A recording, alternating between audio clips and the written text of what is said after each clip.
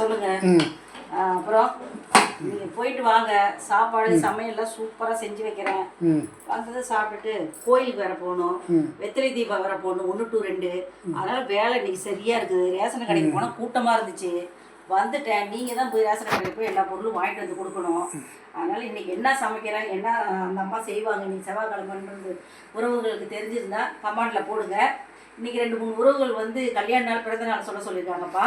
சொல்லுங்கங்க. சேலம் சங்கீதா. சேலம் சங்கீதா வாழ்க வாழ்க வளமுடன்பா. நாமக்கல் மோகனப்பிரியா. நாமக்கல் மோகனப்பிரியா வாழ்க வளமுடன். அகில் அப்படிங்கிற ஐடியிலிருந்து சௌபாக்கியா பிறந்தநாள். அகில் ஐடியிலேருந்து சௌபாக்கியா பிறந்தநாள் வாழ்த்துக்கள். பல்லாண்டு பல்லாண்டு பல நூறாண்டு வாழணும்னு மனசார வேண்டிக்கிறேன்ப்பா. இன்னைக்கு வெத்திலை தீபம் வந்து 1 to 2 வெத்திலை தீபம் போட்டு நம்ம உறவுகளுக்கு எல்லாத்துக்கும் அந்த 2 பெண் குழந்தை இருக்குது, 3வது ஆண் குழந்தை வேணும்னு சொல்லிட்டு அந்த பொண்ணு கேட்டுச்சு.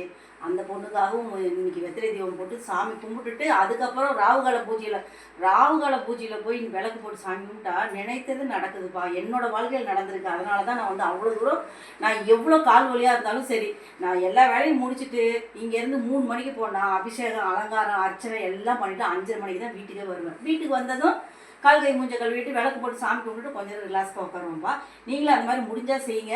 இன்றைக்கி மத்தியானம் அம்மா வீட்டில் என்ன சமையலுங்கிறத பார்க்கலாம். ஓகேங்க, பாய்.